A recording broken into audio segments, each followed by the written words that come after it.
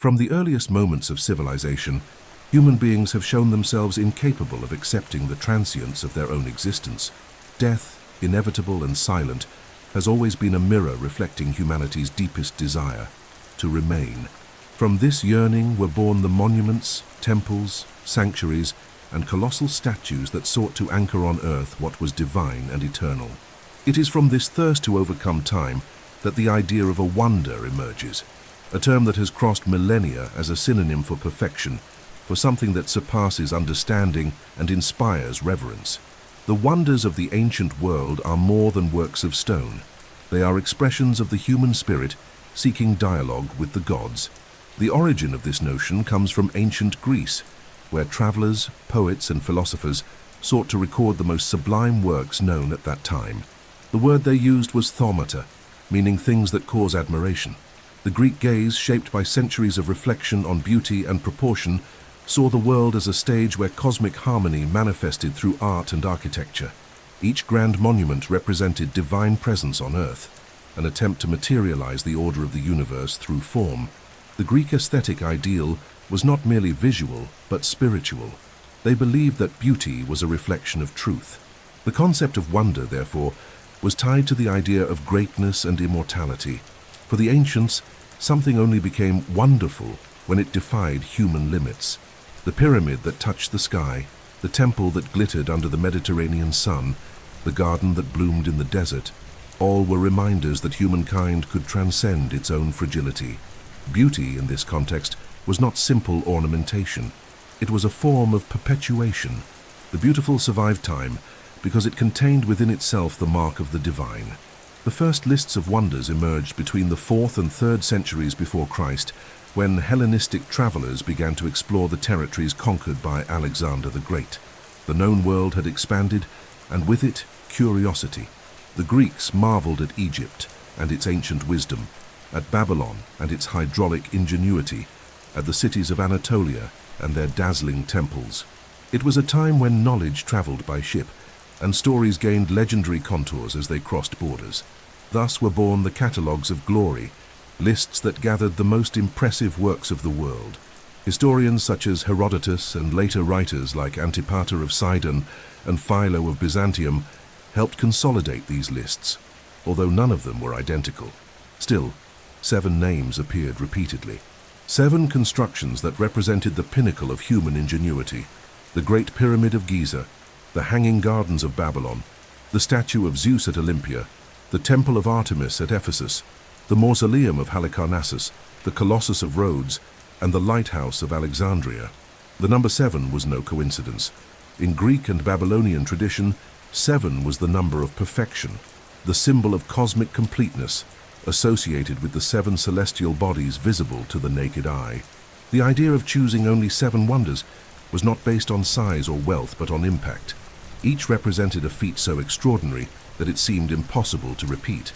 They were works that united art, faith, and political power.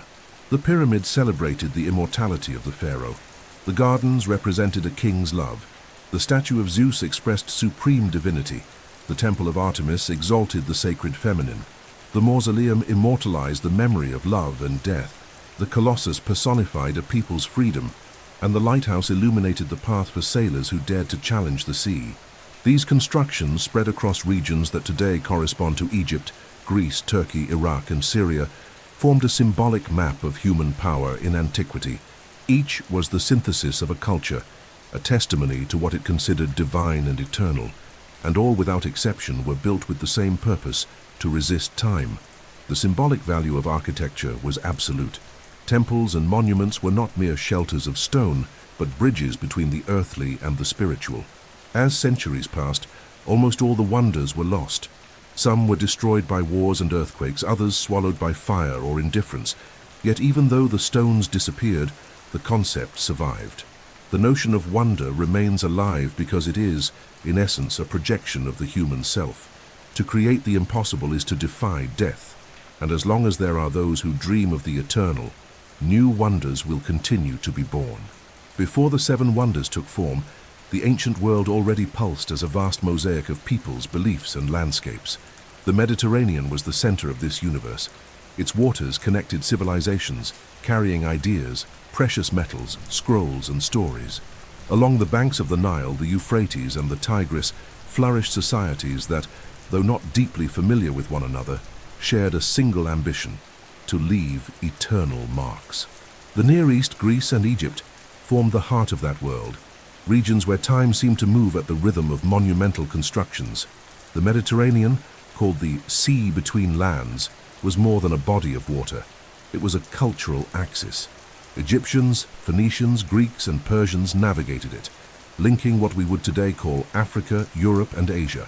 Its ports teemed with life, full of merchants and travelers who carried not only goods but also symbols, myths, and architectural styles. Maritime trade became a form of dialogue between civilizations. Trade routes were bridges of knowledge. Along them, construction techniques, religious beliefs, and visions of the cosmos intertwined, giving rise to something greater than any isolated culture could have created. In Egypt, the desert shaped the vision of eternity. The Nile, with its predictable floods, offered fertility and stability.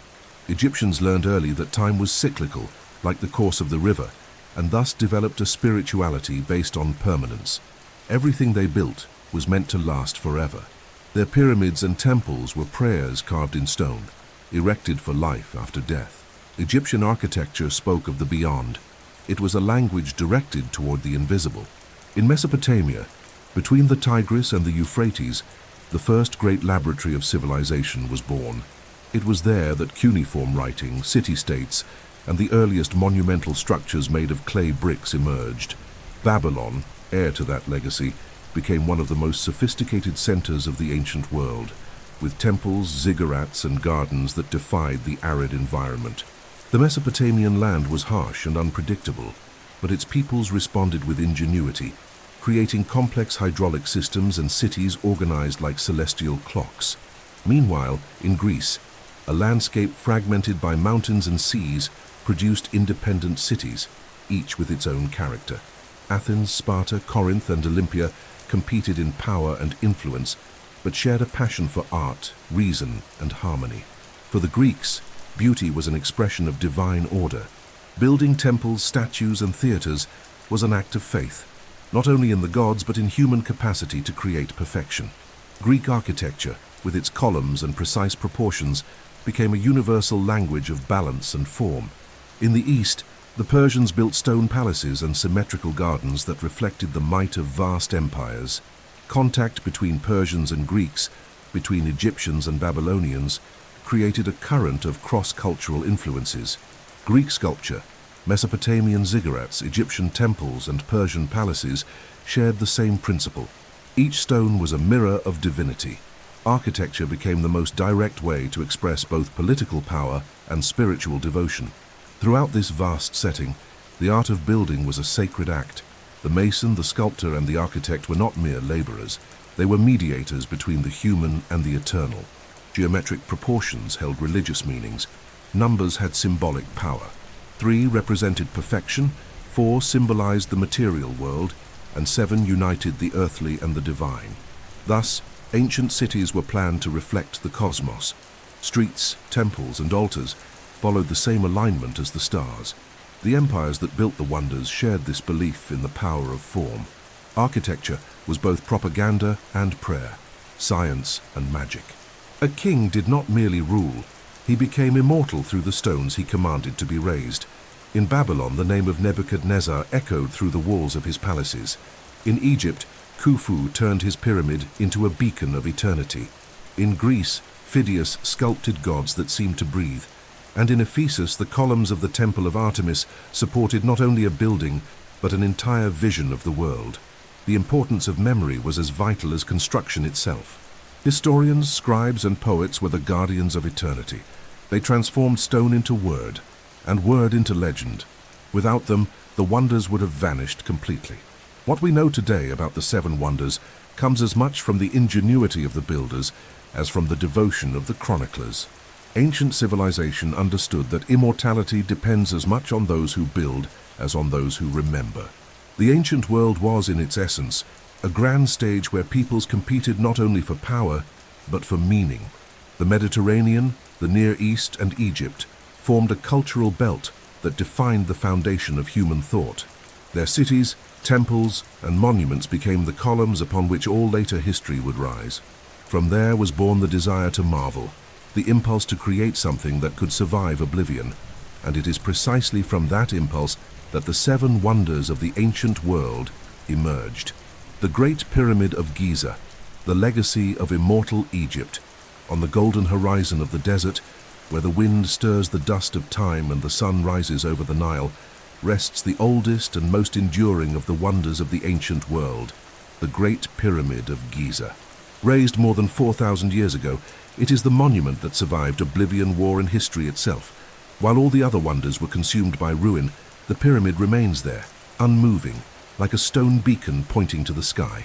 Its monumental silhouette has outlasted empires and religions, and even today inspires the same reverence it awakened in the first Greek travelers who beheld it. Ancient Egypt was a civilization shaped by faith in eternity. The cycle of the Nile, its floods, retreats, and renewals, taught the Egyptians that everything dies, yet everything returns. This cyclical vision of existence became the heart of their religion. Death was not an end, but a crossing, and the pharaohs, regarded as sons of the sun god, needed a physical body that would serve as a bridge between two worlds. The pyramid, therefore, was not conceived as a common tomb but as a sacred instrument, a staircase of stone leading the king to the firmament. The Great Pyramid was built during the reign of Khufu, around the year 2600 before Christ, in the time of the Old Kingdom. According to records, it formed part of a vast funerary complex that included temples, ramps, smaller pyramids, and solar boats, vessels meant to carry the pharaoh's soul across the sky. It is believed that more than 100,000 men worked for decades on the project, following a plan that united mathematics, astronomy, and faith.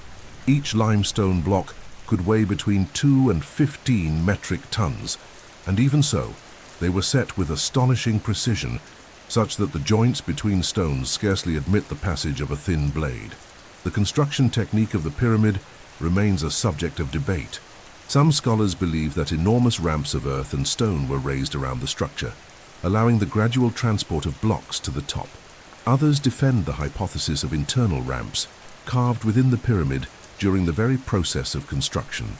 Whatever the truth, the result stands as an almost superhuman feat. Even with all modern technology, the precision and symmetry of this structure continue to challenge the understanding of engineers. The original pyramid measured about 146 meters in height and was, for nearly 4,000 years, the tallest human-made construction. Its base, with more than 230 meters on each side, forms a perfect square oriented with astronomical rigor. The four sides point to the cardinal directions with an error of only a fraction of a degree, an achievement that demonstrates a sophisticated knowledge of the movement of the stars and of Earth's axis. This orientation was not aesthetic, it was sacred. The Egyptians believed that the pharaoh's soul would ascend along the Milky Way, guided by the constellation Orion, associated with the god Osiris, lord of life and death. Inside the pyramid, narrow corridors and mysterious chambers compose a symbolic labyrinth. The so-called King's Chamber houses a sarcophagus of red granite, placed with such exactness that it would be impossible to remove it without disassembling the walls. Above it, small relieving chambers distribute the weight of the many tons of stone, an architectural solution of technical brilliance. The pyramid also contains the so-called Queen's Chamber and the Great Ascending Corridor, whose purpose still stirs theories. Some believe these spaces had ritual functions, others see in them representations of the spiritual path that the soul was to follow to unite with the gods. During the Pharaonic period, the pyramid was clad in blocks of polished white limestone that reflected the sunlight. Seen from afar, it appeared to be made of gold. The summit, likely covered with a gilded capstone known as the pyramidion, shone like a divine ray. As the sun crossed the sky, its light danced across the smooth surfaces, and the pyramid became a colossal luminous offering to the sun god Ra. At night, under the silence of the desert, the monument gleamed beneath the stars, as if returning to the dark, the fire of the day. The symbolism of this construction goes beyond engineering. For the Egyptians, every dimension, every angle, every block had a spiritual purpose. The triangular form represented the path of ascension, uniting earth and heaven. The square base symbolized the material world, while the apex pointed to the divine realm. The pyramid was the universe in miniature, the fusion of cosmic order with human faith. In death, the pharaoh was not merely buried, he was reborn as an eternal star in the firmament. Across the centuries, the pyramid survived invasions, plunder, and the very collapse of civilizations. The Greeks considered it one of the greatest achievements of history. Herodotus, upon visiting it, described it with astonishment, and his account perpetuated the legend of Egyptian perfection. In the Middle Ages, Arab and European travelers tried to decipher its secrets, believing treasures or mystical knowledge to be hidden there. Yet the true treasure of the pyramid was never material. It lies in its permanence. Today, the Great Pyramid of Giza is the only one of the 7 wonders of the ancient world still standing. It has withstood the desert, erosion, and oblivion. Even though part of its cladding was removed to raise mosques and fortresses in Cairo, its essential structure remains intact. Of all the messages left by antiquity, none is as clear as that of the pyramid. The human quest for eternity can be made of stone. In contemplating it, it is impossible not to feel the weight of time and the presence of something that surpasses the human. It is the condensed silence of history, a reminder that everything humankind builds out of faith, out of dream, or out of power, can cross millennia. The other wonders fell, but the pyramid remains, not only as a monument, but as a testimony to what the human spirit is capable of raising when it decides to converse with the infinite. The Hanging Gardens of Babylon, the lost paradise of Mesopotamia. Among all the wonders of the ancient world, none is so surrounded by mystery as the Hanging Gardens of Babylon. They are the frontier between myth and history, between what existed and what humankind dreamed. No physical trace has been found, and even so, the image of these gardens has endured for more than 2 millennia, like an echo of beauty that time could not erase. The idea of a green paradise raised upon the stones of the desert is so powerful that it surpassed the field of archaeology and entered the universal imagination as a symbol of perfection and of love. The origin of this myth goes back to Mesopotamia, the land between the Tigris and the Euphrates, where the first cities, the first laws, and the first monumental temples were born. Babylon, founded nearly 5,000 years ago, became the beating heart of that region. Under the reign of Nebuchadnezzar II, between the years of 605 and 562 before Christ, the city reached an unprecedented splendor. Surrounded by colossal walls, adorned with blue ceramic gates and golden sculptures of bulls and dragons, Babylon was described by Greek travelers as a reflection of heaven itself upon earth. According to tradition, the Hanging Gardens were raised by Nebuchadnezzar as a gift for his wife, Amytis of Media. She had come from a mountainous region covered with forests and green valleys, and felt a deep longing for her homeland. To comfort her, the king ordered his engineers to do the impossible, create living mountains in the heart of the desert. The result would have been a multi-storied structure, formed by terraces that rose like steps until they touched the horizon. Each level sheltered trees, flowers, and artificial streams that ran between stone columns, while birds and exotic perfumes filled the air. The most extraordinary challenge of the gardens was water. Sustaining a suspended oasis in an arid region demanded engineering that seemed supernatural. Ancient accounts mention a system of pulleys, chains, and screws that brought water from the Euphrates River to the top of the structure, irrigating every level. Some historians believe that this technique preceded the hydraulic inventions attributed to Archimedes, and was one of the greatest feats of engineering in antiquity. The combination of carved stone and living vegetation formed a landscape the Greeks would call thauma, or wonder, something that existed to be contemplated in silence. However, the absence of concrete ruins has always aroused doubts. No Babylonian record found to this day explicitly mentions the Hanging Gardens. This silence puzzles scholars, since Nebuchadnezzar was known for recording his works in stone inscriptions. The silence of the cuneiform tablets opened space for hypotheses. One of the most accepted today proposes that the gardens may have existed, but not in Babylon and instead in Nineveh, the capital of the Assyrian Empire farther to the north. This theory arose from the research of the British archaeologist Stephanie Daly, who identified similar descriptions of artificial gardens attributed to King Sennacherib, who reigned a century before Nebuchadnezzar. According to this view, the Hanging Gardens would in fact be the Gardens of Nineveh, a luxuriant complex built with the same purpose, to bring life and freshness to the arid lands of Mesopotamia. Sennacherib would have created a revolutionary hydraulic system with aqueducts, canals, and water wheels, described in detail in inscriptions excavated in the ruins of his capital. This discovery rekindled the debate about the true location of the wonder and showed that regardless of where they stood, the gardens represented the apex of harmony between nature and engineering. Greek authors such as Strabo, Diodorus of Sicily, and Philo of Byzantium describe the gardens with enchantment. They say it was possible to walk beneath dense shade, to hear the sound of running water, and to breathe the fragrance of flowers brought from distant lands. Fruit trees grew beside palms and vines, forming a living tapestry of colors and scents. The terraces were supported by vaults and stone columns, and the underground corridors made of fired bricks and bitumen prevented moisture from destroying the foundations. The image was that of an artificial paradise, a human triumph over the aridity of the earth. Even without material proof, the fascination of the gardens never disappeared. They were described and redescribed for centuries, serving as a metaphor for the fusion of love and power. The idea of Nebuchadnezzar raising mountains to console his wife became a symbol of the devotion that moves empires. History mingled with legend, and legend became stronger than any ruin. Babylon, already encircled by myths, came to represent the very essence of fleeting splendor, a realm of gold, glory, and dream, destined to vanish, yet impossible to forget. With time, the desert took back what was its own. The walls of Babylon turned to dust, the rivers changed their course, and the gardens, whether real or imagined, were swallowed by sand and by memory. Yet the image remained, engraved in the words and in the imagination of those who came afterward. Even today, when someone speaks of a hanging garden, they evoke the idea of the impossible, of a miracle built against all the forces of nature.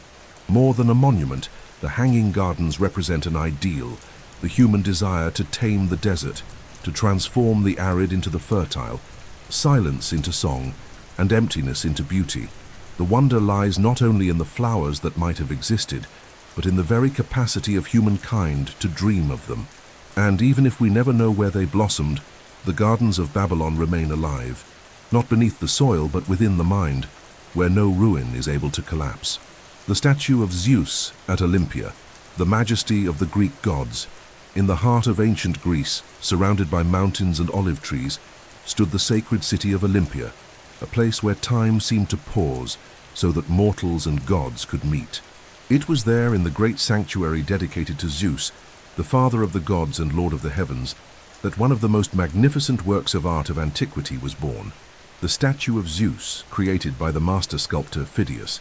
This colossal image was not merely a divine representation, it was, according to the Greeks, the very presence of the god made visible before human eyes. The sanctuary of Olympia was the spiritual center of Greece.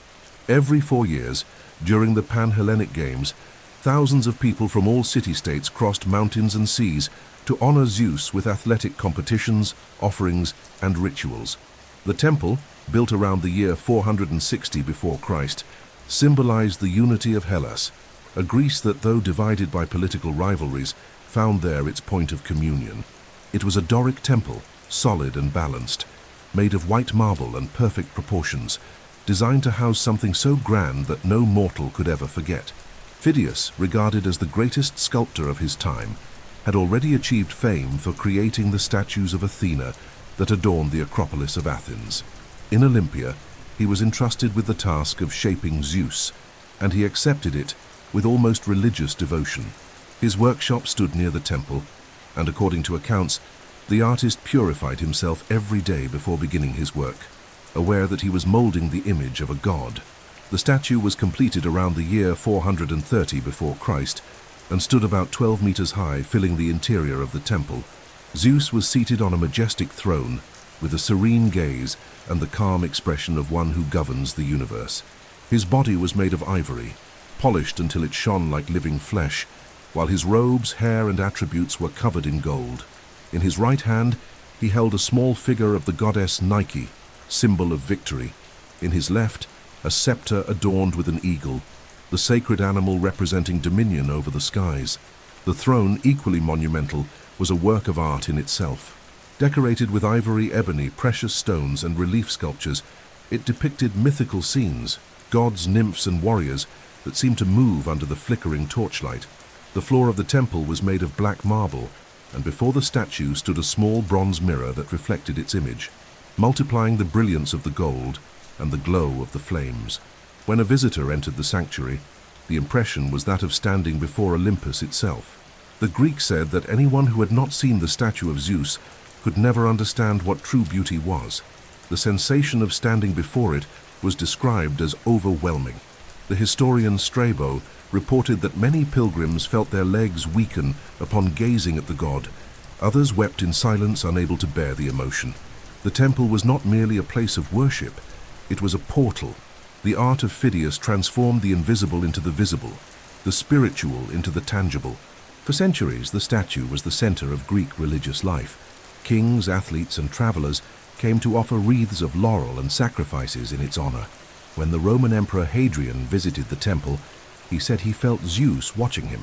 It was commonly believed that the god manifested through the gaze of the statue, that the eyes, made of precious stones, could see and judge mortals. But as time passed, the worship of the ancient gods began to fade.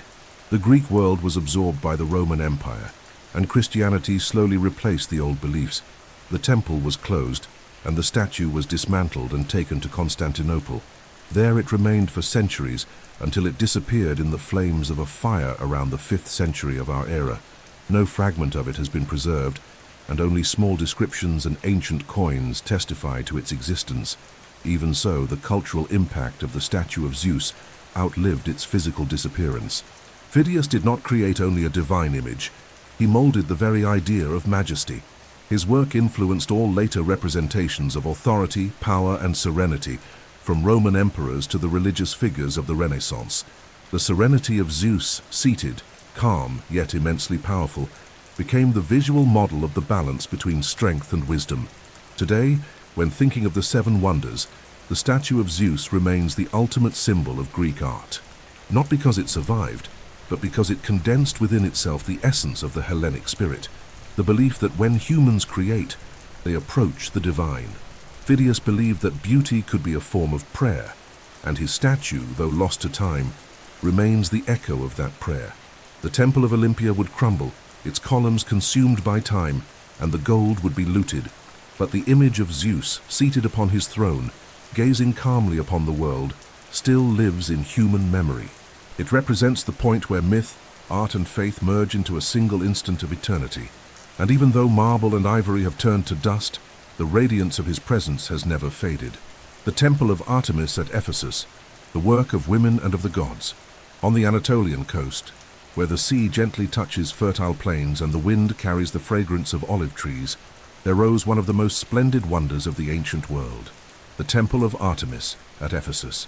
No other construction of antiquity so perfectly combined art, faith, and grandeur. Dedicated to the goddess of the hunt, of fertility, and of the moon, the temple was more than a sanctuary. It was an entire universe shaped in marble, where feminine power and the sacred met in absolute harmony. Ephesus was a vibrant, prosperous, and deeply spiritual city. Located on the western coast of Asia Minor, it was one of the great cultural and commercial centers of the Hellenistic world. Ships arrived from every direction, bringing merchants, pilgrims, and artists who filled the streets with life. At the heart of this pulsing city, the temple rose like a beacon of faith and beauty. Its imposing presence dominated the landscape, visible from kilometers away. And at dusk, the white marble reflected the golden hues of the sun, creating the impression that the sky itself bowed before the goddess. The first version of the temple was built around the year 800 before Christ, but the structure that entered history as one of the seven wonders was the third reconstruction, completed around 350 before Christ. It was financed by kings, priestesses, and merchants, and designed by Greek architects who used the purest marble available in the region. The result was a monumental work, with 127 columns 18 meters high, set around a platform that seemed to float above the ground. Each column was carved with meticulous detail, representing nymphs, gods, and creatures of nature. The interior of the temple was wide and luminous, supported by columns that seemed to grow like trunks of a sacred forest. At the center, upon an altar covered in gold and precious stones, rested the statue of Artemis, one of the most ancient and venerated images in Greece. She did not resemble the athletic figure of classical statues. She was a symbolic and enigmatic representation, with multiple breasts and ornaments that signified fertility, nature, and the feminine creative power. For the Ephesians, Artemis was not only the goddess of the hunt, she was the mother of all living beings, guardian of life and of Earth's fecundity. The goddess's cult drew pilgrims from every region of the ancient world. Women came to ask for protection in childbirth, farmers for good harvests, and travelers for safety on maritime routes. The temple also functioned as an economic and cultural center. It was a place of trade, learning, and refuge. The altars were always covered with offerings: perfumes, fabrics, gold, and incense. The sound of chants echoed among the columns, and the fragrance of flowers and incense wrapped the air in an atmosphere of devotion and mystery. But divine beauty also awakened the human desire for destruction. In the year 356 before Christ, a man named Herostratus set fire to the temple, driven by the ambition to make himself famous. His act of vanity shocked the world. Flames consumed columns, sculptures, and relics, turning to ash one of the greatest artistic expressions ever created. When captured, Herostratus confessed that his only objective was to have his name remembered forever. The authorities decreed his execution and forbade his name to be mentioned, yet the very punishment guaranteed his immortality. On the same night that the temple burned, according to legend, Alexander the Great was born. Later, as an adult and conqueror of the world, he offered to finance the reconstruction of the sanctuary, but the Ephesians refused, saying that it was not fitting for one god to build a house for another god. Even so, the temple was raised again, more magnificent than ever. The new version preserved the splendor and spirituality of its predecessor, reaffirming the power of the goddess and the devotion of the people. With the advance of Christianity centuries later, the cult of Artemis was gradually replaced, and the temple fell into decline. Earthquakes and plunder transformed what had been sacred into ruin. The marble was carried off to build other works, and the altar, once covered in gold, disappeared beneath the weight of time. Yet even in ruins, the name of Ephesus and the Temple of Artemis continued to inhabit humanity's memory as symbols of feminine glory and of the creative force of nature. The Temple of Artemis did not survive physically, but its idea remains alive. It represented the balance between strength and delicacy, between reason and mystery. It was the celebration of feminine power in a world dominated by kings and warriors, a reminder that beauty lies not only in the strength of the hands that build, but also in the grace of the hands that bless. Today, when one looks at the solitary columns that remain at Ephesus, it is possible to imagine what that sanctuary once was: a sea of white marble under a blue sky, where the wind seemed to murmur ancient prayers. The goddess has departed, but her presence still inhabits the silence of the ruins. Artemis remains there, invisible and eternal, like the spirit of creation that crosses time. So is the mausoleum of Halicarnassus, the eternal resting place of King Mausolus. Amid the hills of ancient Halicarnassus on the Carian coast, the region where the Aegean Sea meets the solid land of Anatolia, there rose one of the most remarkable creations of the human spirit, the mausoleum of Halicarnassus. Unlike the other wonders which celebrated gods, victories, or empires, the mausoleum was born of love and mourning. It was a monument erected not for the glory of the living, but to honor the memory of the dead. And paradoxically, it was precisely this homage to mortality that transformed the name of a man into a symbol of eternity. Mausolus, king of Caria, ruled between the years 377 and 353 before Christ. His reign was prosperous, marked by political wisdom and an appreciation for Greek culture. Halicarnassus, his capital, became a center of art and architecture, filled with theaters, walls, and temples. Beside Mausolus stood Artemisia, his wife and sister, a devoted companion and a woman of uncommon strength. When the king died, Artemisia was inconsolable. Moved by a grief that history would turn into legend, she decided to build for her beloved a tomb worthy of kings and gods, an eternal dwelling that united heaven and earth. The Mausoleum's project, gathered some of the most celebrated architects and sculptors of the Greek world: Satyrus, Pythias, Scopas, Leocharis, and Bryaxis. Together, they created a work that surpassed the limits of imagination. The monument was built on a hill overlooking the harbor, surrounded by gardens and courtyards. Its rectangular base measured 40 meters in length by 30 in width, and its total height reached 45 meters, the equivalent of a 15-story building. It was a perfect fusion between Greek architectural style and Eastern traditions. The lower section of the mausoleum was composed of a stone platform with monumental stairways. Above it rose an Ionic colonnade supporting a roof shaped like a stepped pyramid. At the top, crowning the entire structure, stood a colossal sculpture of Mausolus and Artemisia driving a quadriga, a chariot drawn by 4 horses, symbolizing the ascent of the soul to the heavens. Every detail of the work was designed to express power and transcendence. The outer walls were adorned with reliefs depicting battles and processions. Sculptures of warriors, gods, and sacred animals covered the walls, giving the monument a sense of movement and life. Scopas, one of the most renowned sculptors of his time, carved human figures of intense expressiveness, capable of conveying both strength and melancholy. The white marble of Paros reflected the sunlight, and at night, the torches made the mausoleum shine as if it were made of gold. The interior, reserved only for royalty, housed the funerary chamber where Mausolus was entombed. Tradition holds that after her husband's death, Artemisia mixed his ashes into a cup of wine and drank them, uniting herself with him forever. Shortly afterward, she too died, and her remains were placed beside the king's, sealing the promise of eternity that the monument represented. Through the centuries, the mausoleum withstood earthquakes, invasions, and plundering. For more than 1,000 years, it remained one of the most admired monuments of the ancient world, inspiring architects and artists of every era. Even when Halicarnassus fell under new empires, the royal tomb continued to be revered. Only between the years 1200 and 1300 of our era did a series of earthquakes destroy much of the structure. The Knights of the Order of St. John, upon arriving in the region, reused the marble blocks to fortify the castle of Bodrum, whose foundations still contain fragments of the ancient mausoleum. The word mausoleum outlived the monument itself. Since then, it has come to designate any great tomb built to preserve the memory of the powerful. The name of a Carian king became a universal synonym for eternity. The tomb of Mausolus and Artemisia ceased to be merely a construction and became an idea that love can be more enduring than stone. Renaissance artists and modern architects studied the descriptions of the mausoleum to recreate its splendor.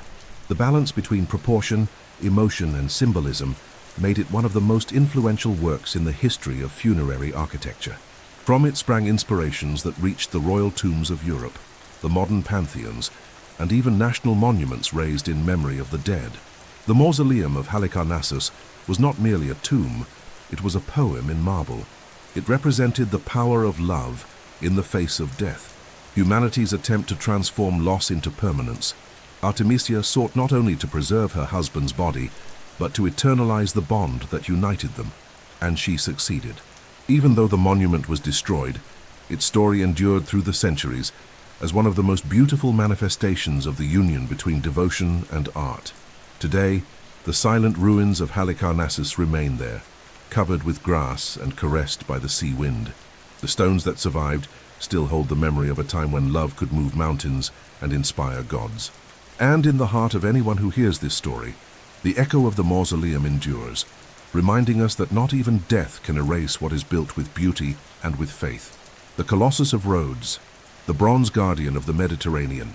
In the deep blue of the Mediterranean, where winds from the east meet the currents of the Aegean Sea, there existed an island that became synonymous with courage and freedom: Rhodes. Situated in a strategic position between Greece, Egypt, and Asia Minor, Rhodes was, for centuries, a beacon of trade, culture, and naval power. But what truly immortalized this island was a colossal statue that dominated its horizon, a sculpture so grand that according to the ancients it seemed to touch the sky. The Colossus of Rhodes was more than a work of art. It was a declaration of triumph, a symbol of a people who refused to kneel before their enemies. The story of the Colossus begins in the 3rd century before Christ. when Rhodes, newly freed from an attempted invasion, decided to celebrate its victory. The enemy was Demetrius Poliorcetes, one of the successors of Alexander the Great, known for his military power and ambition. In the year 305 before Christ, he besieged the island with a formidable army and gigantic war machines. For months, the walls held. The Rhodians, moved by faith in Helios, the sun god, swore to defend their city to the last man. When Demetrius finally withdrew, leaving behind his engines of war, the people decided to transform the iron of the enemy into a monument of victory. With the bronze of the defeated weapons, they raised one of the greatest statues of antiquity. The sculptor in charge was Charis of Lindos, a disciple of Lysippus, the artist who had portrayed Alexander himself. Charis envisioned a god of superhuman proportions, Helios the sun, standing with his head crowned with rays, watching the sea and protecting the ships that arrived at the harbor. Construction took 12 years and required a gigantic collective effort. Using clay molds and wooden scaffolding, the artisans created an internal skeleton of iron clad in bronze plates joined with precision. The interior was filled with blocks of stone to provide stability, while ramps were built and dismantled as the body of the god grew toward the sky. The dimensions impressed even by the standards of the time. The Colossus would have measured about 32 meters in height, the equivalent of a 10-story building. His head, they say, was so large that a person could lie down inside one of his cheeks. Ancient sources describe the serene face, the eyes turned to the horizon, and the upright body supported by firm feet. Contrary to the later myth that shows him with legs spread over the entrance to the harbor, it is likely that he was erected on a solid base near the Acropolis of the city. Even so, the image of a god who dominated the sea with his presence became the island's eternal symbol and one of the most impressive sights of the ancient world. For decades, the Colossus was regarded as a miracle of engineering and art. Travelers and merchants came from every part of the Mediterranean just to behold it. In the light of dawn, when the first rays of the sun touched the polished bronze, the statue shimmered as if Helios himself had descended to earth. At night, torches and bonfires reflected on its metallic surface, turning it into a human star of fire. The Colossus was not only a religious monument, it was a physical representation of Rhodian identity, a fusion of faith and pride, of art and power. But the giant's fate was tragic. Only 56 years after its completion, a great earthquake struck the island between the years 226 and 224 before Christ. The foundations gave way, and the Colossus collapsed, breaking into several parts. It is said that the sound of its fall echoed throughout the city, and the fragments remained scattered on the ground like mountains of bronze. The Rhodians, devastated, consulted the Oracle of Delphi, which advised them not to rebuild the statue, for the god Helios would have been offended by the monument. Thus the Colossus remained in ruins for almost 900 years. Even fallen, it continued to inspire admiration. Ancient writers affirm that people still travel to see the pieces of the fallen statue. The hands, larger than a man, the fingers, so wide that it would be possible to embrace them, the face, with the serene gaze still intact, even after the destruction. Even in ruins, the Colossus remained grand, a silent reminder of human glory and fragility.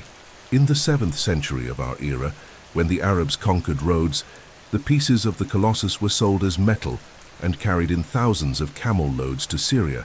Thus disappeared the body of the bronze god. But the idea of him never faded. During the Renaissance, European artists and chroniclers revived his image, and the Colossus came to symbolize not only a city, but the very creative spirit of humanity. The Colossus of Rhodes represented more than a statue.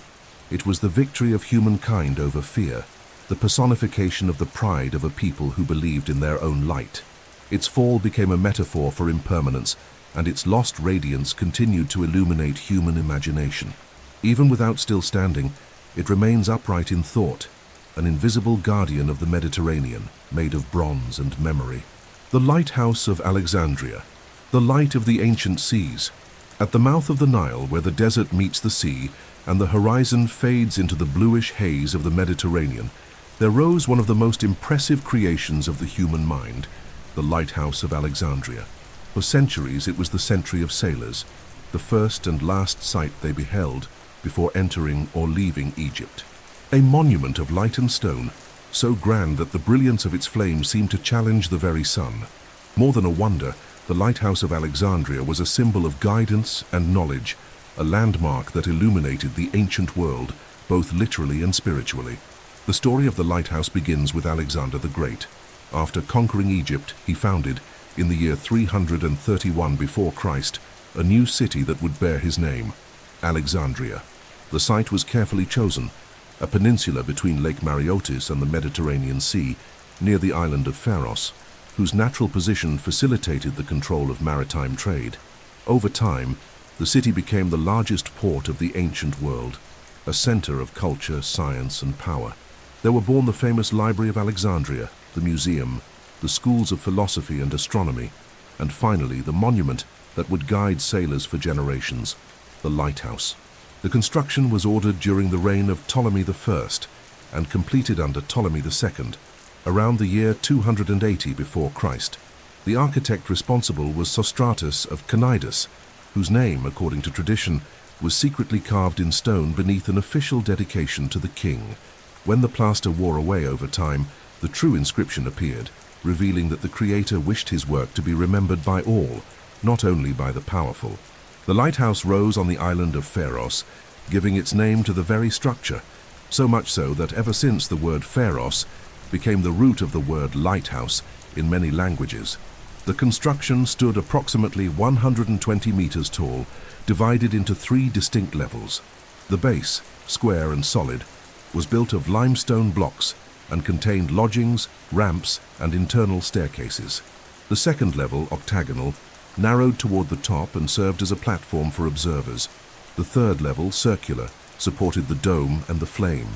At the summit, a massive bronze statue, probably representing Zeus or Poseidon, gazed toward the horizon as if guarding the entrance to the city.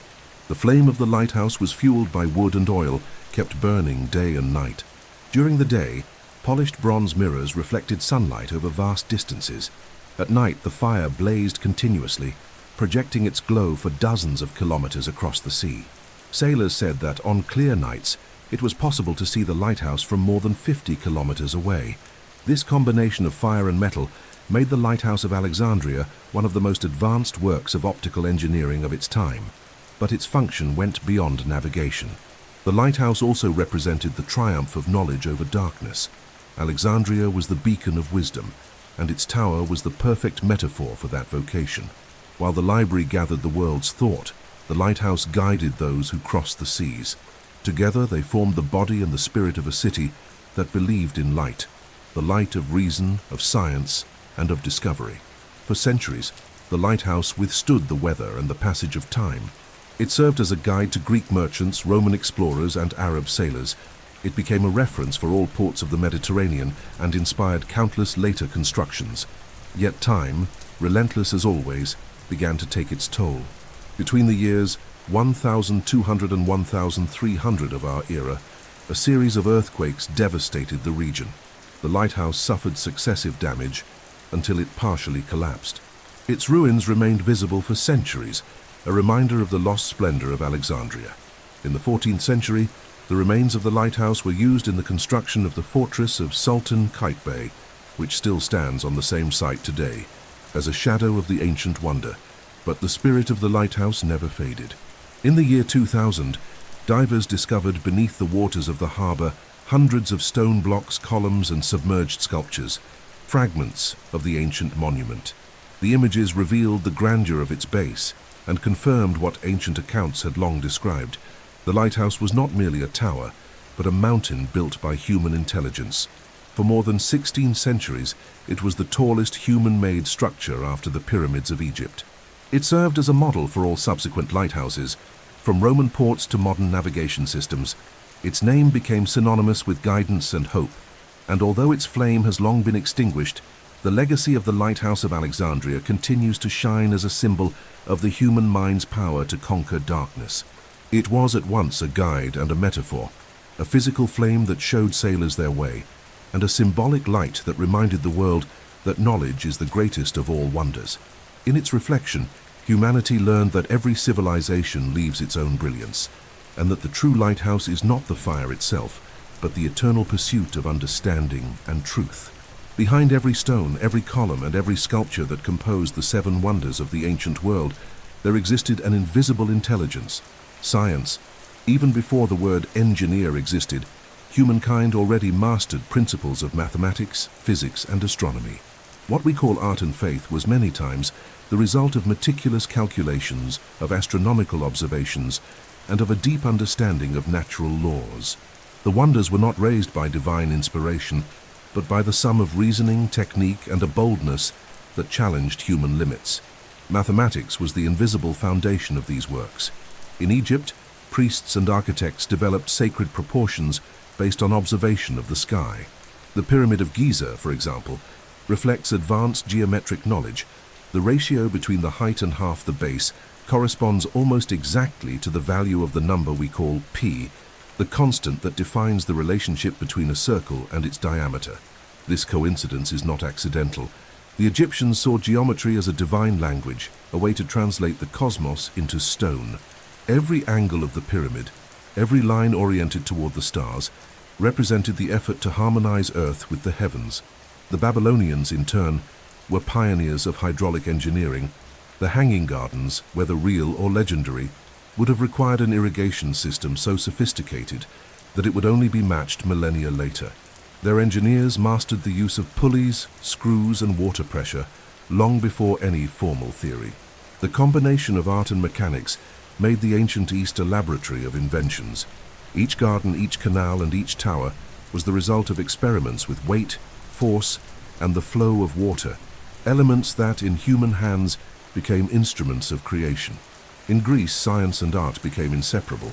The Greeks believed that beauty could not exist without correctness. Phidias, the sculptor of the statue of Zeus, worked with proportions based on the so-called golden ratio, a mathematical relationship that defines the perfect balance between the parts and the whole. That same proportion was applied by architects such as Ictinus and Callicrates, who designed the Parthenon and other temples. For the Greeks, the human body and the universe were governed by the same laws of symmetry, and the function of art was to reveal them. Thus marble took form according to the principles of reason, and the divine was sculpted according to the calculations of geometry. The architecture of the Temple of Artemis at Ephesus also reveals a refined understanding of materials and structure. The 18-meter columns, raised upon foundations that were drained and stabilized, show that the builders knew the properties of the soil and knew how to deal with weight and vibration. They used joinery and balancing techniques that dispensed with mortar, relying only on the precision of the cuts and the force of gravity. The same principle was applied at Halicarnassus, where sculptors and architects united Greek and Eastern styles in a single monument, creating a kind of visual harmony that would be copied for centuries. The Colossus of Rhodes, made of bronze, was a lesson in structural engineering. Chares of Lindos, its creator, had to imagine a way to support tons of metal without compromising balance. The solution was to build the statue from the inside out, using an iron framework reinforced with stones, creating a perfect balance between lightness and strength. It was a feat similar to techniques employed in modern bridges and towers. The bronze, cast and soldered in sections, required precise heating and mastery over metal alloys. Even in ruins, the Colossus revealed to the world that art could be as technical as a machine. And in Alexandria, the fusion between science and art reached its apex. The lighthouse, with its bronze mirrors and polished lenses, was the first example of a practical application of optics. Sostratus of Cnidus understood that light could be controlled and projected, an idea that centuries later would become the basis for telescopes and scientific instruments. The lighthouse was therefore more than a tower. It was an observatory, a celebration of the human mind illuminating the unknown. These achievements were only possible because in antiquity, knowledge was indivisible. The artist was also a mathematician, the priest an astronomer, the architect a philosopher. The separation between art and science is modern. The ancients saw both as faces of the same quest for order and beauty. To build a wonder was at once a religious and a scientific act. The stones obeyed the laws of physics, but their forms followed the laws of the spirit. As the centuries passed, much of the technical knowledge that raised the wonders was lost, but its influence remained.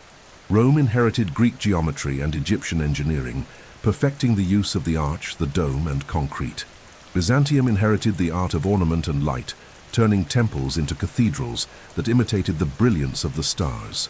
The legacy of the Seven Wonders lies not only in their ruins, but in the creative impulse they left behind. Each of them was a laboratory, an experiment in proportion, in form, and in faith.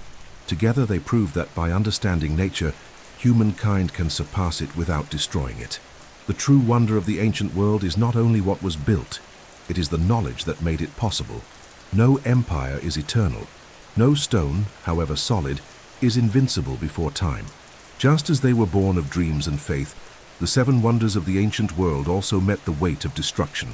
What once symbolized humanity's triumph eventually yielded to the advance of wars, the fury of the elements, and the slow erosion of oblivion. The end of the wonders was not merely the end of monuments, it was the twilight of an era when humankind believed it could speak to the gods through architecture. The first blow came from time itself. Nature, indifferent to human glory, began to demand the price of stone. The earth trembled, the sea advanced, the fire descended. Earthquakes, which the ancients saw as signs of divine wrath, destroyed what centuries of labor had built. The Colossus of Rhodes fell, broken like a wounded giant, in a single instant. The Lighthouse of Alexandria, which for generations had guided sailors, collapsed under the shock of the Mediterranean plates. The mausoleum of Halicarnassus was shaken by successive tremors until its columns turned to rubble. Time, invisible and patient, triumphed over metal, marble, and bronze. Other wonders succumbed to human action. The Temple of Artemis, a symbol of purity and creation, was set ablaze by vanity. Herostratus sought fame through destruction, and his act revealed the dark side of the human soul, the desire to be remembered, even through ruin. Later, the temple would be rebuilt, only to be devastated again by wars and religious fanaticism. When Christianity spread, many pagan temples were demolished, their stones reused to build churches. The images of the ancient gods were melted down, and the offerings turned into coins. Faith changed its form, and with it, the fate of the wonders. The statue of Zeus, the supreme symbol of Greek art, met its end in flames. After centuries of veneration, it was taken to Constantinople, where it remained until a fire consumed the palace that housed it. The irony is bitter. The fire that once illuminated the statue's gold became the same fire that extinguished it. Thus, the work that represented divine serenity disappeared amid the chaos of human flames. The Hanging Gardens, shrouded in mystery since their origin, did not survive the advance of empires. Babylon was sacked, its walls destroyed, and its rivers diverted. The desert sand covered the ruins, and the memory of the gardens became dust between the pages of time. The surviving accounts are fragments of a distant memory, a shadow of something that perhaps existed only in the poet's imagination. Only the Great Pyramid of Giza endured. Raised millennia before the others, it remained motionless, as if silently observing the collapse of the world around it. While temples, statues, and palaces fell, the pyramid stood firm, a solitary witness to what humankind can achieve when it decides to converse with eternity. The decline of the wonders coincided with the transformation of the ancient world. The Mediterranean, once a sea of gods and philosophers, became a stage of conquests and conflicts. The Hellenistic empires gave way to Rome, and Rome, in time, yielded to Christianity. The new faith brought a new vision of the sacred. What was once expressed through form and matter began to dwell in the spirit. Marble lost its power of eternity. The invisible became more important than the visible. With the fall of the Roman Empire and the dawn of the Middle Ages, the knowledge that sustained the wonders scattered. Geometry, engineering, and astronomy, once united in the construction of temples and statues, were replaced by devotion and superstition. For centuries, the world forgot the secrets that had once made the impossible possible. The stones were covered by silence, and the gods were replaced by saints and martyrs. Yet even as ruins piled up, the spirit of the wonders never completely vanished. Monks, travelers, and chroniclers preserved their names in manuscripts, patiently copying the tales of the ancients. These texts crossed centuries and became the link between past and present. Thanks to them, 1,000 years later, the Renaissance would rekindle the desire to understand, to measure, and to create once again. The end of the ancient world was not merely the end of an age, it was a metamorphosis. The wonders crumbled, but they left seeds. They taught that nothing is absolute, that even the grandest of monuments may fall, yet the impulse to build, to imagine, and to leave a mark is indestructible. Humanity, even in the face of destruction, continues to raise new symbols, to seek new forms of eternity. The decline of the seven wonders is also the birth of the awareness of impermanence, and it is precisely that awareness which makes us admire them even more. For what was destroyed does not cease to exist. It transforms into memory, inspiration, and remembrance. The stones have fallen, but the ideas have remained. The end of the ancient world did not erase the wonders. It merely moved them from the soil of the earth to the immortal territory of the human imagination. No empire is eternal. No stone, no matter how solid, is invincible before time. Just as they were born from dreams and faith, the seven wonders of the ancient world also met the weight of destruction.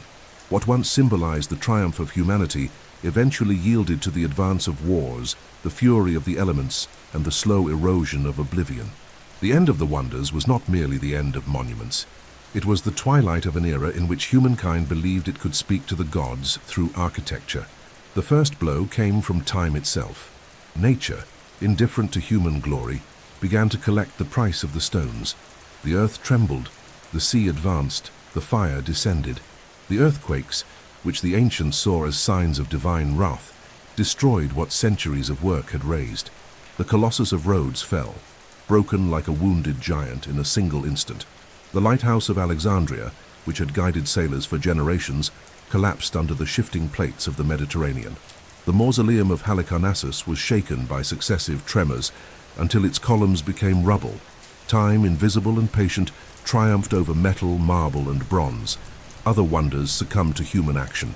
The Temple of Artemis, a symbol of purity and creation, was set ablaze out of vanity. Herostratus sought fame through destruction, and his act revealed the darker side of the human soul, the desire to be remembered, even through ruin. Later, the temple would be rebuilt, only to be devastated again by wars and religious fanaticism. When Christianity spread, many pagan temples were demolished, their stones reused to build churches. The images of the old gods were melted down, and the offerings turned into coins. Faith changed form, and with it, the fate of the wonders. The statue of Zeus, the ultimate symbol of Greek art, met its end in flames. After centuries of veneration, it was taken to Constantinople, where it remained until a fire consumed the palace that housed it. The irony is bitter.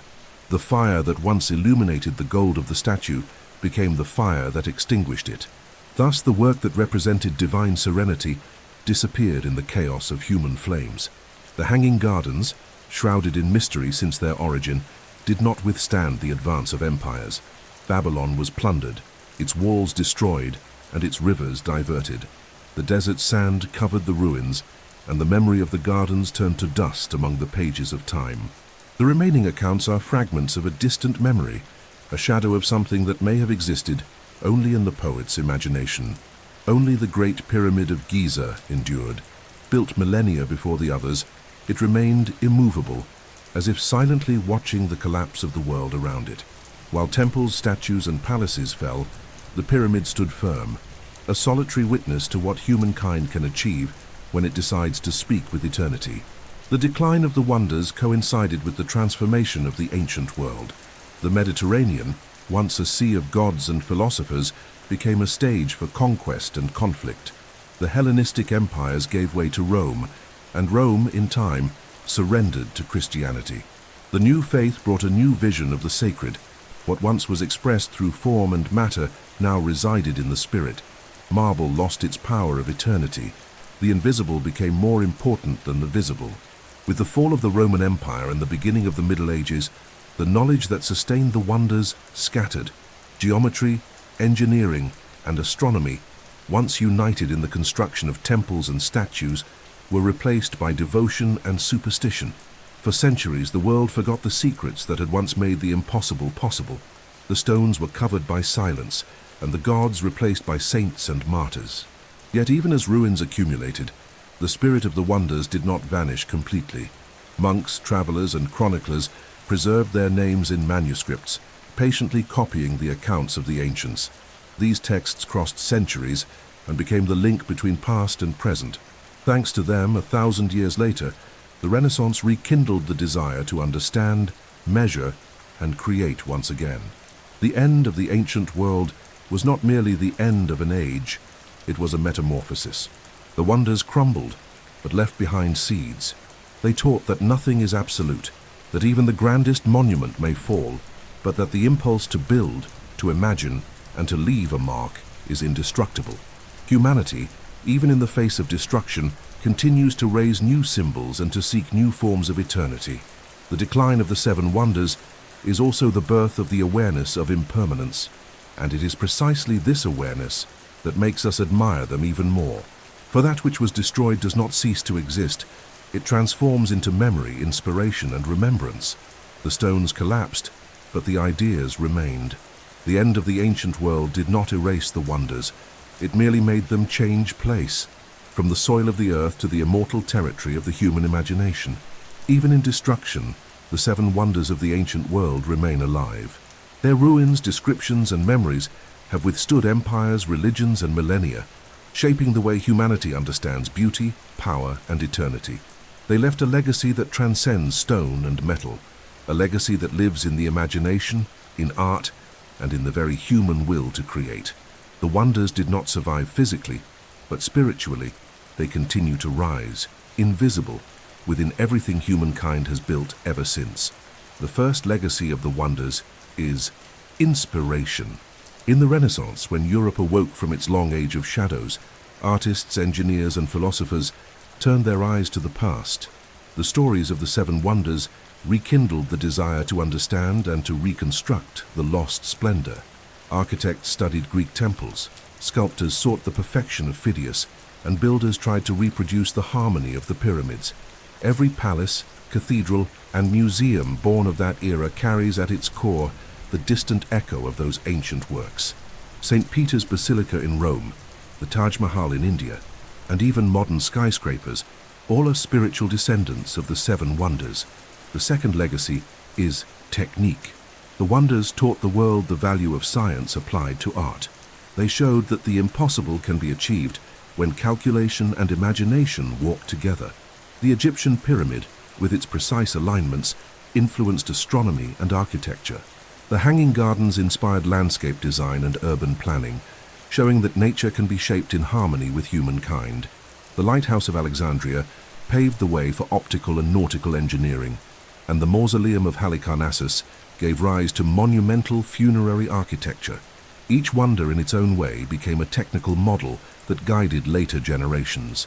The third legacy is symbolic memory. The seven wonders became a measure of what is extraordinary. The expression wonder of the world became synonymous with something that surpasses the ordinary, that belongs to the sphere of the sublime. And this is not limited to antiquity. Over time, new lists emerged: the seven medieval wonders, the seven modern wonders, the seven natural wonders. In all of them, the same ancestral impulse remains, the desire to elect among all that exists that which best represents the greatness of the human spirit. The fourth legacy is universality. The wonders of the ancient world were raised by different peoples, Egyptians, Greeks, Babylonians, Persians, and yet they form a harmonious whole. Each speaks a distinct language, but all express the same longing for transcendence.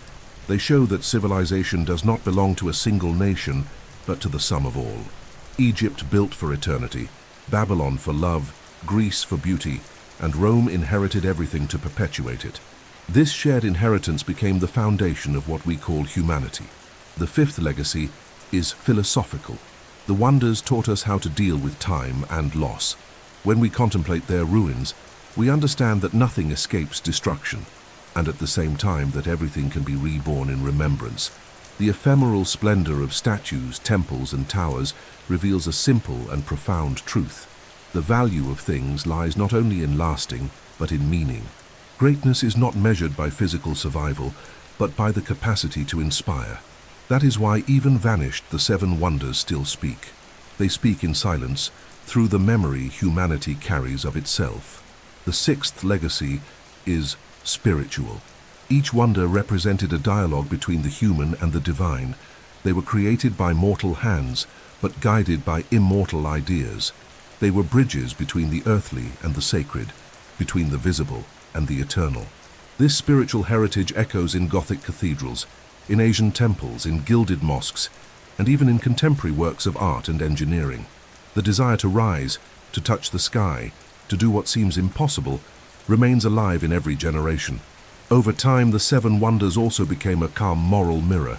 They remind us that human glory is always temporary. The same impulse that raised pyramids and statues also led kingdoms to fall. In their stories, we find both the beauty of creation and the danger of arrogance.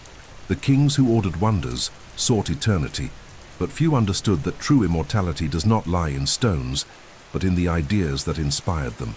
Today, when we speak of new wonders, we continue to repeat the gesture of the ancient Greeks, to elect, to admire, to record. But in a way, we have never surpassed the originals. No modern list has the same symbolic power as the ancient one, because those seven works were born in a time when humankind still believed that the sacred could be measured in columns and blocks of stone. They were raised in a world in which faith and reason, art and science were one and the same. The true legacy of the seven wonders, therefore, is the creative spirit. They remind us that the human being is the only creature capable of transforming the ephemeral into the eternal. That even in the face of destruction, we continue to imagine, to design, to build, and that as long as there are those who dream the impossible, there will always be new wonders, some of stone, others of light, and many made only of thought. The legacy of the seven wonders does not end in ancient ruins. It continues in every modern city, in every work of art, in every scientific discovery, because the desire to leave a trail of beauty and meaning is as old as humanity itself. The seven wonders were the first collective declaration that humankind does not accept oblivion, and that is why, even destroyed, they never disappeared. Since the dawn of time, humankind has raised stones against oblivion. Every monument, every temple, every sculpture was a silent attempt to speak with infinity, to tell eternity, I was here. The seven wonders of the ancient world were born from this universal impulse, from this need to leave a mark that time could not erase. And even though almost all of them have been reduced to dust, the purpose that created them remains alive. The true mystery of the wonders does not lie in their ruins, but in what inspired them, the human desire to endure. What unites all the wonders is the pursuit of immortality. Pharaoh Khufu believed that his pyramid would be a staircase to the heavens. Nebuchadnezzar ordered the recreation of paradise to console the heart of the woman he loved. Phidias sought to give form to the divine, and in marble and gold sculpted the serene face of Zeus. Artemisia in Halicarnassus built a tomb that defied death. The people of Rhodes raised a bronze god as a symbol of freedom, and Sostratus of Cnidus made the fire of Alexandria shine over the sea like the gaze of a city that never slept. Each of these creations was born from the same spark, the yearning to transcend human fragility. Time, however, is the supreme sculptor. Nothing escapes its patience. Columns wear down, statues collapse, gardens fade away. Yet what time destroys in matter, it preserves in memory. The seven wonders continue to live not in stones, but in the minds and imaginations of all who have dreamed of them, and still dream today. The person who contemplates a ruin, the artist who draws a cathedral, the engineer who builds a tower of steel, all continue the same conversation begun millennia ago between humanity and eternity. There is something profoundly human in this impulse to build the impossible. Even knowing that all things are finite, we continue to raise temples, bridges, and dreams. Art, science, and faith are different paths toward the same goal, to resist forgetting. The true legacy of the seven wonders is to remind us that each generation has its own grand works, and that each of them, at heart, is an attempt to defy the silence that follows death. Human beings have always sought to understand themselves through what they build. That is why the ancient wonders do not belong only to antiquity. They are mirrors of ourselves. When we look at the ruins of the Temple of Artemis, we see the reflection of the beauty we pursue. When we gaze upon the stones of the pyramid, we recognize the weight of our own dreams. When we remember the vanished lighthouse, we feel the same need for light that once guided the sailors of the past. What has changed is not the desire, only the time in which we live. The wonders crumbled, but the will to create remains indestructible. It is this will that raised medieval cathedrals, Renaissance castles, modern skyscrapers, and even the probes that now cross space in search of other worlds. The stones have been replaced by steel, concrete, and light, but the gesture is the same, the act of reaching toward infinity. The same force that moved the builders of Giza now moves the engineers who send messages to the stars. It is the same dream, only in another form. In the end, the seven wonders are more than constructions. They are chapters in a greater story, the story of humanity trying to understand itself. They are a reminder that time destroys but also consecrates, that death is inevitable, but meaning is eternal. Humanity may vanish, but what it creates with love, skill, and purpose transcends its own existence. And perhaps that is the greatest lesson of the ancient wonders, that one does not need to last to be eternal. What is remembered has already conquered oblivion. What inspires even after falling has already achieved immortality. The seven wonders of the ancient world still stand, not upon the sands of Egypt, nor in the waters of Mesopotamia, nor among the ruins of Greece, but within the collective memory of humankind. As long as there is someone to tell their stories, as long as there is a heart capable of wonder before the impossible, they will continue to exist. For true eternity does not dwell in the stones that endure, but in the ideas that survive. And humanity, in dreaming of the eternal, has become itself the eighth wonder of the world. And so we reach the end of this long journey through the history of the seven wonders of the ancient world, the works that defied time, that were born from dream and faith, and that continue to inspire humanity even when they are no longer before our eyes. They remind us that everything human beings create with love and purpose can cross the centuries, and that true eternity lives within memory. Now close your eyes for a moment, and imagine which of these wonders you would like to visit if you could travel back in time. Would you walk among the stones of the pyramid under the Egyptian sun? Or would you rather hear the sound of water in the hanging gardens of Babylon? Perhaps gaze upon the light of the Lighthouse of Alexandria shining over the night sea. Write here in the comments where in the world you are watching or listening to this video from. I want to know how far this story has reached, which part of today's world connects with that distant past. Also tell me which of the seven wonders of the ancient world you most enjoyed discovering. Leave your like too, because it really helps the channel to keep growing. And if you're not subscribed yet, subscribe now and activate the bell. That way, you will not miss the next episodes and can keep traveling with me through civilizations, centuries, and memories. I wish you a peaceful rest, and I will be waiting for you in the next video.